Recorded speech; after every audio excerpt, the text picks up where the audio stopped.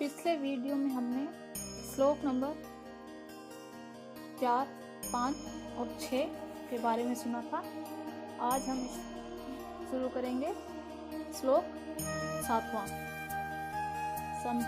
द्रोणाचार्य के मन में पांडवों के प्रति द्वेष पैदा करने और युद्ध के लिए जोश दिलाने के लिए दुर्योधन ने पांडव सेना की विशेषता बताई। दुर्योधन के मन में विचार आया कि द्रोणाचार्य पांडवों के पक्षपाती हैं, अतः वे पांडव सेना की महत्ता सुनकर मुझे यह कह सकते हैं कि जब पांडवों की सेना में इतनी विशेषता है तो उनके साथ तू संधि क्यों नहीं कर लेता। ऐसा विचार आते ही दुर्योधन आगे के 3 श्लोकों में अपनी सेना की विशेषता बताता है। अस्माकं तु विशिष्टा ये तानि बोध द्विजोतम नायका मम सैन्यस्य संख्यार्थ तान्ब्रम विमी ते। व्याख्या।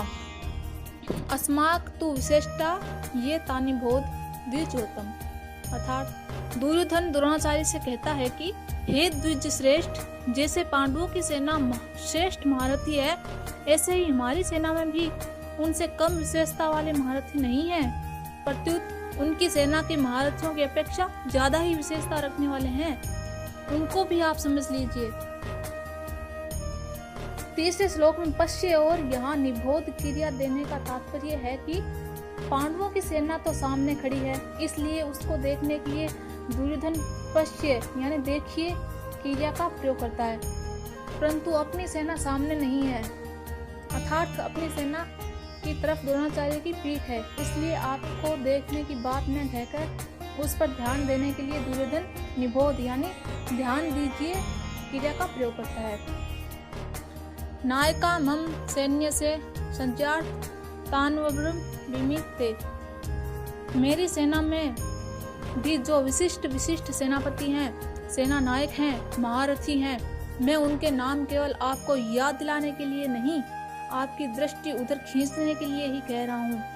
संध्यार्थम पद का तात्पर्य है कि हमारे बहुत से सेना नायक हैं, उनके नाम मैं कहाँ तक कहूँ, इसलिए मैं उनका केवल संकेत मात्र करता हूँ, क्योंकि आप तो सबको जानते ही हैं।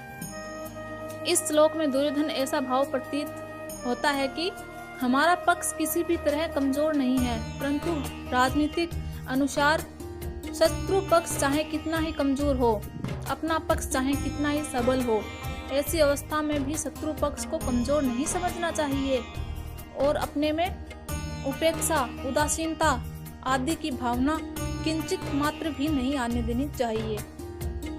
इसलिए सावधानी के लिए मैंने उनकी सेना की बात कही और अब अपनी सेना की बात कहता हूँ। दूसरा भाव यह है कि पांडवों की सेना को देखकर दुर्योधन पर बड़ा प्रभाव पड़ा और उनके मन में कुछ भय भी हुआ, कारण कि संख्या में कम होते हुए भी पांडव सेना के पक्ष में बहुत से धर्मात्मा पुरुष थे और स्वयं भगवान थे। जिस पक्ष में धर्म और भगवान रहते हैं उसका सब पर बड़ा प्रभाव पड़ता है। पापी से पापी, दुष्ट से दुष्ट व्यक्ति पर भी उसका प्रभाव पड़ता है। इतना ही नहीं, पशु पक्षी, वृक्ष लता आदि पर भी उसका प्रभाव पड़ता है। कारण कि धर्म और भगवान नित्य है, कितनी ही ऊंची से ऊंची भौतिक शक्तियां क्यों न हो, वे सभी अनित्य ही है। इसलिए दुर्योधन पर पांडव सेना का बड़ा असर पड़ा, परंतु उसके भीतर भौतिक बल का विश्वास मुख्य होने से वह द्रोणाचार्य को विश्वास दिलाने के लिए कहता है कि हमारे पक्ष में जितनी विशेषता है उतनी पांडवों की सेना में नहीं है, अतः हम उन पर सहज ही विश्वास कर सकते हैं।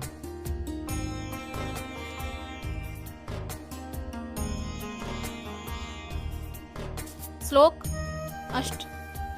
भवान भीष्मश्च कर्णश्च कप्रश्च समितिश्च अश्वत्थामा विक्रमश्च सोमदत्तश्च।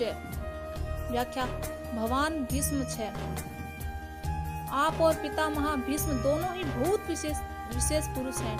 आप दोनों के समकक्ष संसार में तीसरा कोई भी नहीं है। अगर आप दोनों में से कोई एक भी अपनी पूरी शक्ति लगाकर युद्ध करे तो देवता, यक्ष, राक्षस, मनुष्य आदि में ऐसा कोई भी नहीं है जो आपके सामने टिक सके। आप दोनों के पराक्रम की बात जगत में प्रसिद्ध ही है। पितामह भीष्म तो अबाल ब्रह्मचारी है और इच्छा मृत्यु है, अर्थात उनकी इच्छा के बिना उन्हें कोई मार ही नहीं सकता। यहाँ महाभारत युद्ध में द्रोणाचार्य धृष्टद्युम्न के द्वारा मारे गए और पितामह भीष्म ने अपनी इच्छा से ही सूर्य के उत्तरायण होने पर अपने प्राणों का त्याग कर दिया है। कर्ण तो बहुत ही सूरवीर है। मुझे तो ऐसा विश्वास है कि वह अकेला ही पांडव सेना पर विजय प्राप्त कर सकता है। उसके सामने अर्जुन भी कुछ नहीं कर सकता। ऐसा वह कर्ण भी हमारे पक्ष में ही है। कृपस्य समितिज्य, कृपाचार्य की तो बात ही क्या है, वे तो चिरंजीवी है, हमारे परम हितैषी हैं और संपूर्ण पांडव सेना पर विजय प्राप्त कर सकते हैं। यद्यपि यहाँ द्रोणाचार्य और भीष्म के बाद ही दुर्योधन को कृपाचार्य का नाम लेना चाहिए था, परंतु दुर्योधन को कर्ण पर जितना विश्वास था उतना कृपाचार्य पर नहीं था। इसलिए तो कर्ण का नाम तो भीतर से बीच में ही निकल पड़ा। द्रोणाचार्य और भीष्म कहीं कृपाचार्य का अपमान न समझ ले, इसलिए दुर्योधन कृपाचार्य को संग्राम विजयी विशेषण देकर उनको प्रसन्न करना चाहता है। अश्वत्थामा, ये भी चिरंजीवी है और आपके ही पुत्र हैं। ये बड़े ही शूरवीर हैं। इन्होंने आपसे ही अस्त्र शस्त्र की विद्या सीखी है। अस्त्र शस्त्र की कला में ये बड़े चतुर हैं। विकर्णश्च सौमदत्तिस्तेव। आप यह न समझें कि केवल पांडव ही धर्मात्मा है। हमारे पक्ष में भी मेरा भाई विकर्ण बड़ा धर्मात्मा और शूरवीर है। ऐसे ही हमारे पर पितामह शांतनु के भाई ब्रह्महिक के पुत्र पौत्र तथा सोमदत्त के पुत्र भूरिश्रवा भी बड़े धर्मात्मा है। इन्होंने बड़ी बड़ी दक्षिणा वाले अनेक यज्ञ किए हैं। ये बड़े शूरवीर और महारथी हैं। यहाँ इन शूरवीरों के नाम लेने में दुर्योधन का यह भाव मालूम देता है कि हे आचार्य, हमारी सेना में आप, भीष्म, कर्ण, कृपाचार्य आदि जैसे महान पराक्रमी शूरवीर हैं। ऐसे पांडवों की सेना में देखने नहीं आते।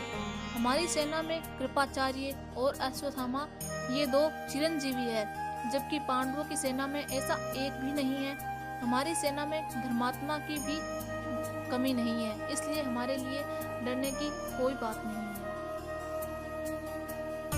श्लोक 9। अन्यश्च भवे सूरा मदर्थे त्यक्त जीविता नाना सहस्त्र प्रहरणा सर्वे युद्ध सारदा।